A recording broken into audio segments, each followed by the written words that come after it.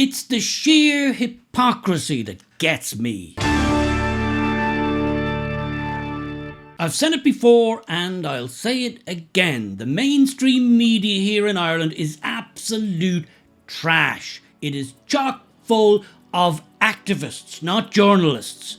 It's not about truth, it's not about truth seeking, it's not about finding the truth of a matter and discerning it to the public, which is their job. Those days are long behind us. As far as I can see, mainstream media and journalism today, if it can be called journalism, is just a collection of college-educated 20-something, 30-something, idealistic feminists and beta cuckold males who are afraid of feminists. If the truth doesn't suit their ideological interests, then the truth can go screw itself. It'll never reach the public. Now, unless you've been living under a rock here in Ireland for the past few days, you can't help but have noticed the whole Natasha O'Brien Cathal Crotty story that has been just everywhere in the media. Now, let me say from the absolute get-go, what happened here was an abomination.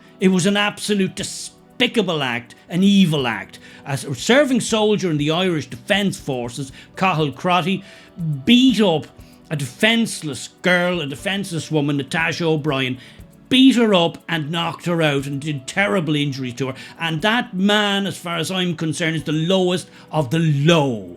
He doesn't deserve not only to be in the Defence Forces, he doesn't deserve to call himself a man. If I had my way, he'd have been put in jail, lost his career in the army because an elderly judge who was due to retire in a few days decided to release Cathal Crotty with a suspended sentence. This, in my humble opinion, was a disgraceful and wrong decision. And as quick as a flash, the mainstream media was all over this story. It was just amplified into the stratosphere. And I have no problem with that. That was a bad decision, a terrible, despicable act perpetrated by a scumbag. But here's my bigger point. Whilst the mainstream media couldn't get enough of this particular story, they willfully choose to ignore hundreds of other stories.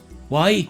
Because those other stories, whilst similar, maybe even worse, don't fit their narrative, don't fit the story these radical left-wing activists want to tell the public. If it doesn't fit the story they want to tell, then the truth doesn't matter.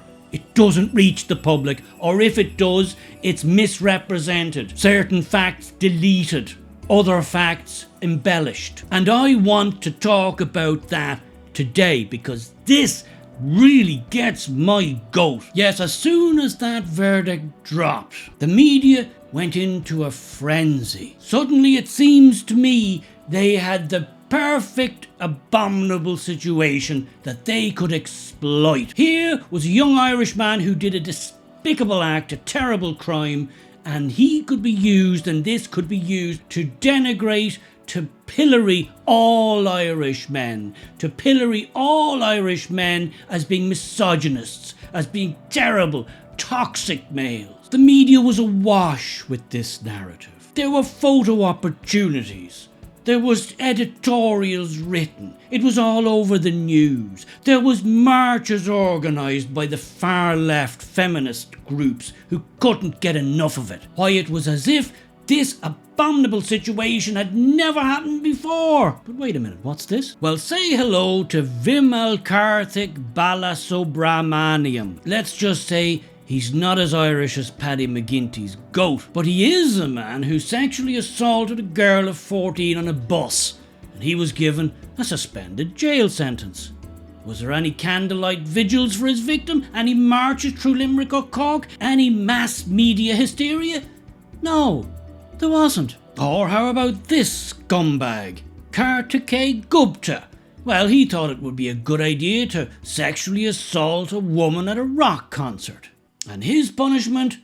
Received a fully suspended sentence. Once again, was there any candlelit vigils from all the lefty feminists? Were there any marches through Limerick or Cork? Were the media and TV, radio awash with stories about Karthikeya Gupta? No. No, they weren't. Or how about this despicable prick? Meet Tariq El-Qadir.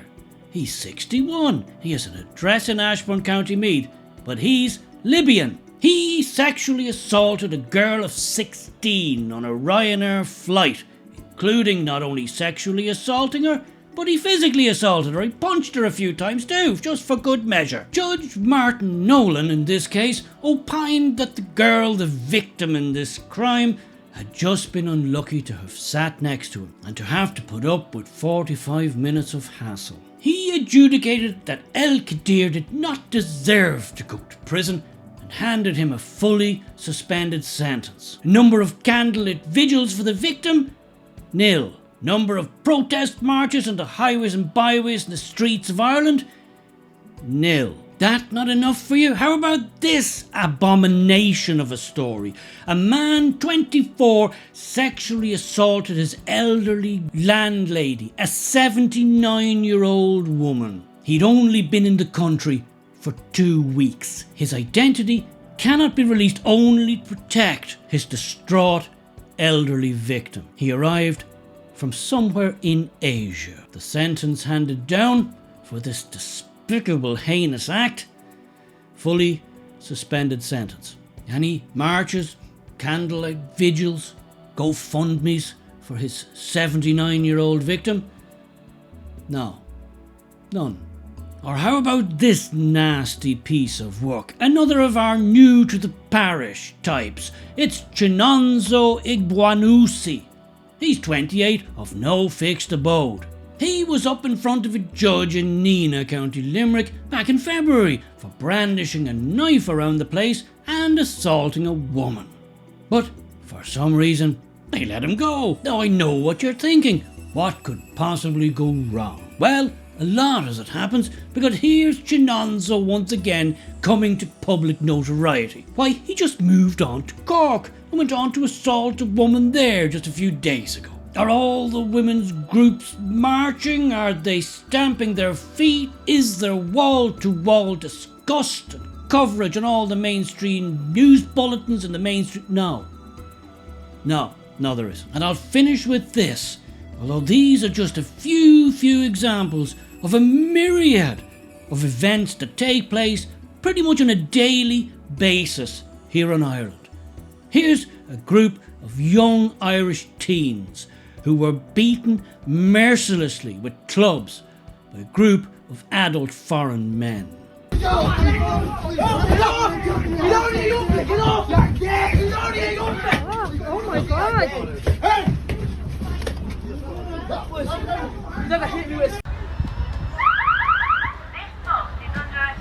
And this is how one of the unfortunate young Irish teenagers looked after the incident. Were there any arrests? I haven't heard of any. Did the media care? No. Did the feminists march up and down Limerick and Cork for these young Irish teens who were savagely beaten? No. Anybody set up a GoFundMe? No. Let's face it, that story just didn't fit the narrative. The mainstream media couldn't get away from it quick enough. Paul at Peter Paul Guy puts it very succinctly. He says, and I quote, Irish journalists, politicians, NGOs and the far left are using the brutal attack on Natasha O'Brien the same way they tried to blame all Irish men for the killing of Aisling Murphy. I post multiple times a week about foreign men raping and beating Irish women, and we hear nothing from them, especially Irish journalists. They're using this attack on Natasha O'Brien for political purposes. If the only time you take to the streets to protest is when a white Irish man attacks a woman and you refuse to do it for foreign men, then you are the problem. And you are using these attacks to push agendas. This attack is splashed all across the front pages of newspapers today, and it's all they will talk about. As I said at the start of this video, what gets me about all of this is the sheer hypocrisy, the absolute gaslighting of the mainstream media and the government and the NGO complex, all seemingly geared against Irish men, denigrating us, insulting us, demeaning us, castigating us as all being toxic, misogynistic, violent, whilst at the same time downplaying or outright covering up terrible, heinous acts by men from other nationalities, cultures and ethnicities. For every despicable act by a Cathal Crotty, I'm seeing many multiples of that from members of other communities and other ethnicities. And I'll say this to all you feminists out there: despite how you may want to hate on Irish men, which you seem to do at every possible opportunity, we are the best friends you've got. Replacing us with all these men you seem to coddle and protect and cover up for will be a solution your daughters, if you have any, may well come to regret.